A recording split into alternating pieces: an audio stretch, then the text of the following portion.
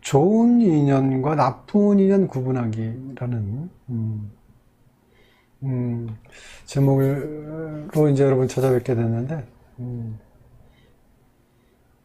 좋은 인연과 나쁜 인연은 이제 사실 이제 궁합적인 부분과 좀 유사합니다. 궁합은 이제 궁합하고 모든 건 궁합이, 사실은 음식도 궁합이고, 이제 그 어떤 표현 자체를 단순화시키면 이제 궁합이라는 걸로 매칭이 되죠. 토탈적 언어죠. 뭐. 세분화시키면 이제 여러 가지 개념인데, 사업 파트너도 궁합인 거고, 만남이죠. 모든 거. 인생 자체가 만남에 의해서 시작되고, 또 만남으로 이별로 끝나나요? 그렇죠.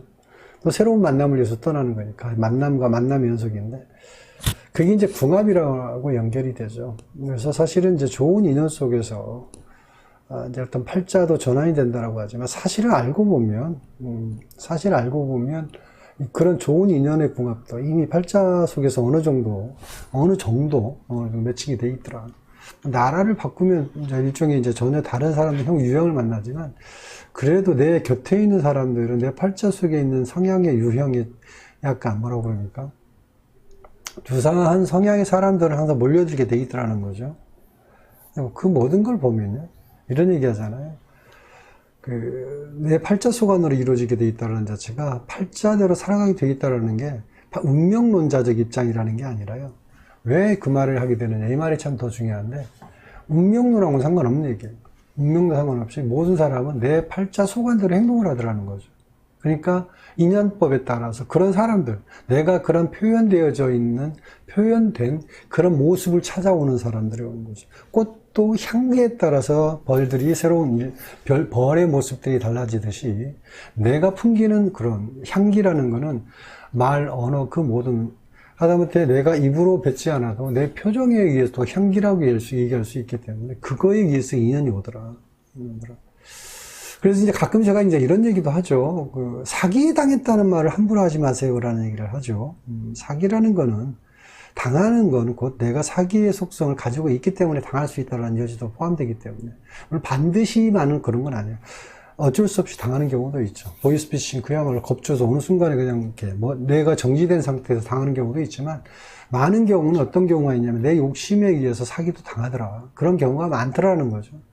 이런 부분들이 결국 내 안에 있는 잠재적 에너지가 결국은 내 에너지에 의해서 발산된 그 유사한 형태의 인연이 와서 나한테 붙더라는 거죠. 그래서 내 팔자 소관대로 살아가더라. 나라를 바꾸더라도 그런 유형의 사람들이 모여들더라. 이런 거죠. 그래서 팔자 바꾸는 법은 가장 간단해요.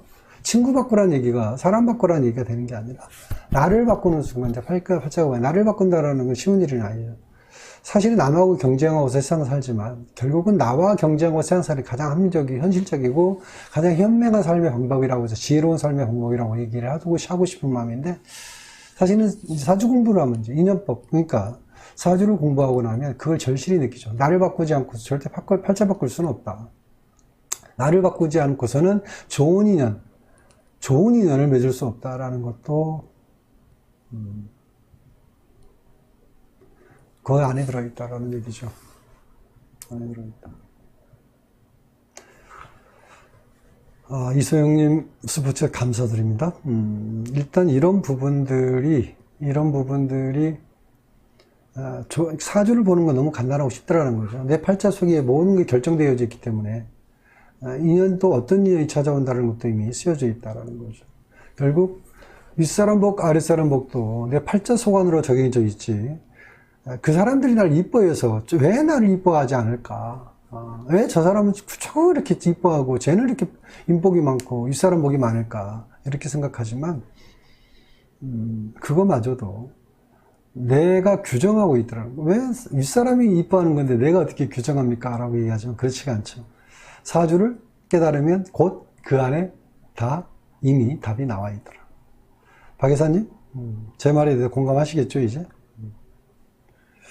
제가 이제 전번 시간에 이제 일종의 그런 인복이라는 관점, 윗사람 복, 아랫사람 복이라는 관점에서 얘기를 좀 어느 정도 했기 때문에 아마 많은 걸 느끼셨으라고 봅니다. 결국 내 팔자 속안에서 움직인다라는 거죠. 그거 주변 사람들이, 윗사람이, 물론 원포인트, 일종의 말하자면 순간적인 원포인트 형태의 인복이라는 거 주어질 수 있다라는 거죠. 원포인트. 그러니까 순간적인 거. 그렇지만 길게 이어지는 부분은 결국 내 팔자 속안이라는 거니까. 그걸 내가 어떻게 잘, 또 내 자신을 알고, 지피지게, 내 자신을 알고 어떻게 잘 표현해 나가느냐에 따라서 그걸 유지할 수 있느냐, 유지할 수 없느냐 차이가 또 거기 있다라는 거죠. 그래서 모든 사람이 팔자 공부를 하게 되면 현명해질 수밖에 없고, 나름대로 어느 정도 인복도 만들어 나갈 수 있는 여지, 내 필요에 의해서 만들어 나갈 수도 있더라. 그렇게 얘기할 수 있는 거죠.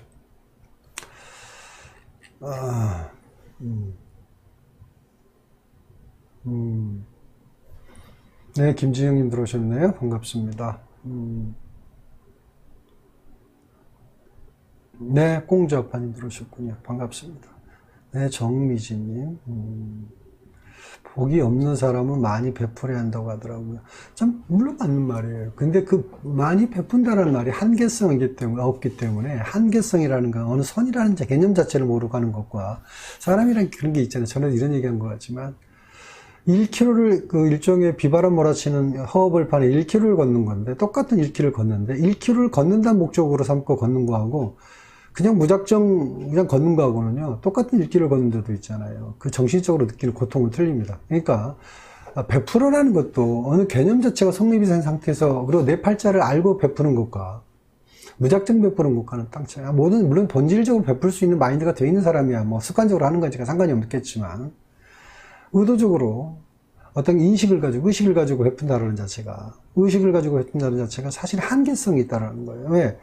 기본적으로 많이 베풀어야 된다는 마음속에서, 그런 의식 속에서 베푸는 거는 한계성을 가지고 출발하기 때문에. 근데 나름대로 베품으로 인해서, 나를 아는 상태에서 베품으로 인해서 어느 선까지 갔을 때 어느 정도 효과가 나온다는 자체에 대한 어떤 인식이 되어져 있을 때, 내가 이 정도만 참고 끝까지 참는다라는 어떤 마음속에서, 그래, 고지가 바로 저기니까 저기까지만 참으면 어느 정도 효과적인 부분이 분명히 있다는 어떤 확신성을 느꼈을 때 참을 수는 있지만, 하다가 말게 되어 있거든요. 내가 언제까지 이 짓 해야 돼? 예, 이런 게 되는 거죠. 언제까지 내가 이 짓하고, 차라리 내가 인복 없고 말지, 이렇게 돼버린단 말이에요.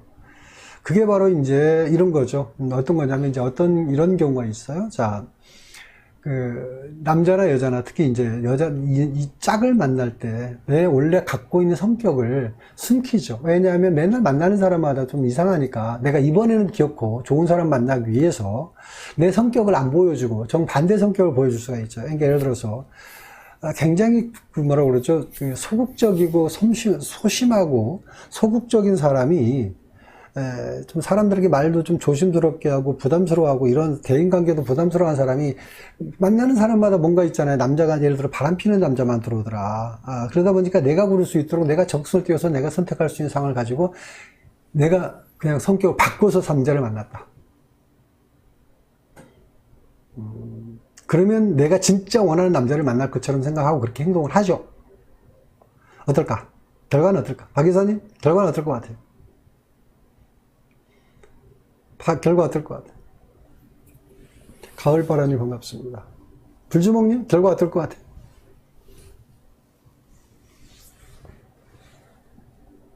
그렇게 만나면 어떻게 될까요?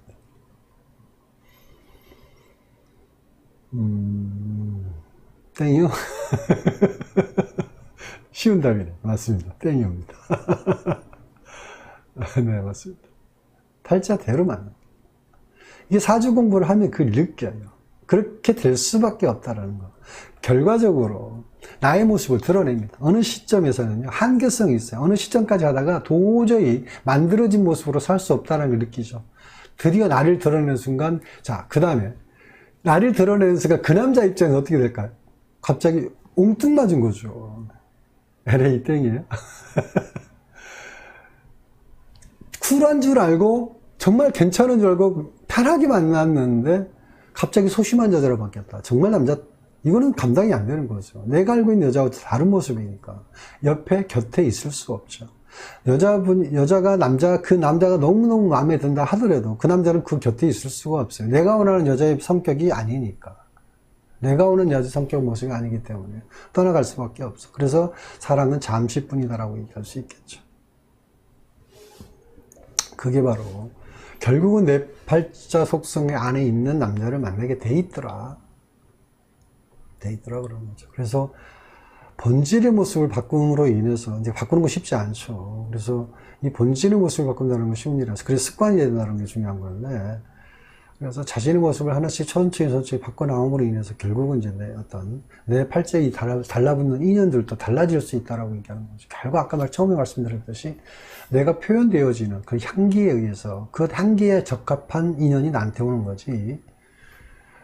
내가 정말 아름다운 향기, 예쁜 향기를 내지 않고서 예쁜 사람이 나한테 다가오기를 바라는 거는, 그거는 뭐에서 뭐를 준다고요? 콩 심은 데 콩 나고 판 심은 데 판다는데 그렇게 돼 있다는 거죠. 그건 너무나 당연한 이치인데도 불구하고 이 사람은 영특함에 의해서, 얕고 영특함에 의해서 결국은 팥을 심어놓고 콩을 기다리기도 하고, 이제 그럴 것이다라는 어떤 추측, 일종의 말하자면 그런 요구사항, 희망사항으로 또 사는 경우. 그러니까 그게 쓸데없는 희망이라는 거죠. 로또 사놓고 일주일 동안 기대감 품고 살듯이 때로는 그렇게 사는 것도 행복하죠. 일주일 동안 행복할 수 있어요. 하지만 그 공허함도 또 이만큼 또 대가를 치르잖아요. 나름대로 기대를 했던 만큼 또 나름대로 공허함도 생기는 거죠. 그거의 반복이 연속인데요. 그래서 공허함도 느끼지 않고 쓸데없는 만족감도 가지고 품지 않으려면 그냥 정상적인 마음으로 사는 거죠. 뭐 열심히 사는 그 모습 자체가 결국은, 그렇죠? 결국은. 근데 그것마저도 팔자에 써 있으니까 그걸 보자는 거죠. 그래서 좋은 인연과 나쁜 인연을 만날 수 있는 사주 구조 자체가 이미 어느 정도 나 자신의 사주를 보고서 결국은 내가 나한테 내가 만날 수 있는 인연의 짝이라는 부분도 어느 정도 매칭이 돼 있더라는 거죠.